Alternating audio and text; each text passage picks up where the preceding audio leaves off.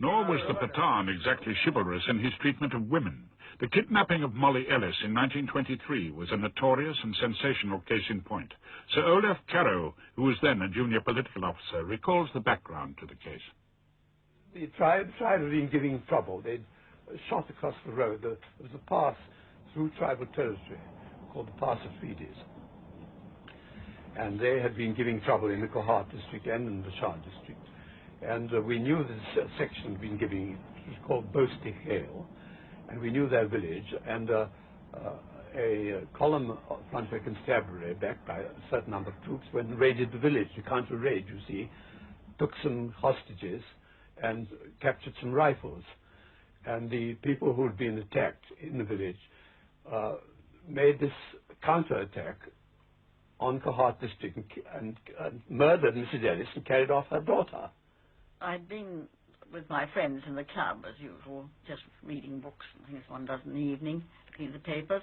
And I came home, had supper with my mother, and read a bit more in the evening, and then we went to bed. And how long after, I don't know, but I was aware of being woken up by my mother calling for me. And two men, I could just see them in the room because they had on a light, a hurricane lamp, which I could just see there was. And my mother was fighting against them because they were trying to, well, I think, take her away. I couldn't actually see, but I sensed that. And she also had a whistle so she could blow for a warning. And she said she hadn't got it and would hand it to me, but I never got it. So I don't know what happened.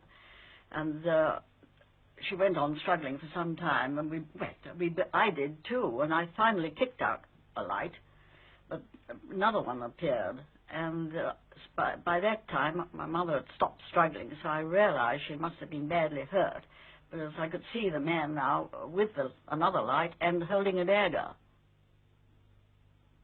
That man was an Afridi named Ajab Khan, who always claimed that Mrs. Ellis had struggled and that he had killed her by mistake. But the kidnapping of a 17-year-old British girl by Pathans, let alone the murder of her mother, was enough to send shockwaves reverberating throughout the empire. Although she suspected that her mother was dead, Molly Ellis did not believe that she herself was in great danger. They treated me very well. I mean, there was no case...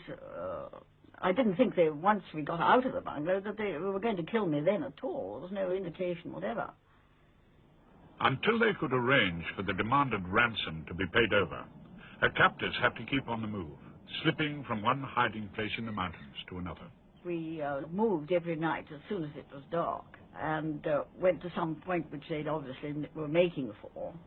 And generally, they managed to get some food from their local, well, because they were in tribal territories, North Territory, and they had all their various friends.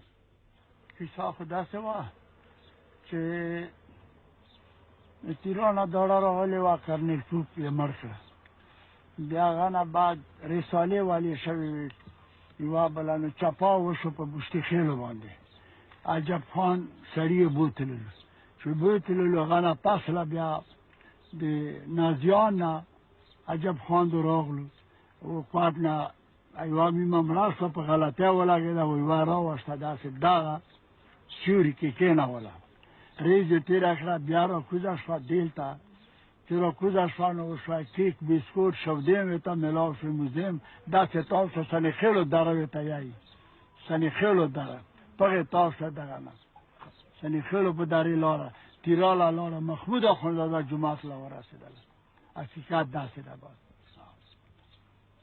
When the British authorities learned where Molly was, efforts were made by the Chief Commissioner on the frontier, Sir John Maffei, to get in touch. Eventually, she learned that negotiations were underway. The following day, I did get a hamper of clothes with letters saying that there was somewhere in the Mullah's house about 8 or 10 miles away, and they were negotiating.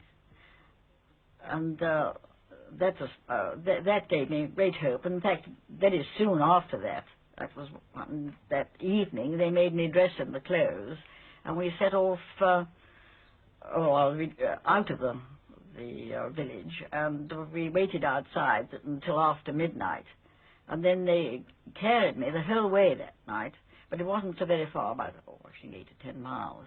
And then I found myself in the mullah's house of the main village.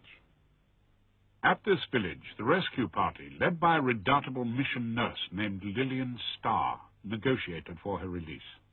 Nurse Starr was well known and respected by the Pathans, and it was rightly felt that she would be allowed to proceed into tribal areas where no European male would have dared to set his foot.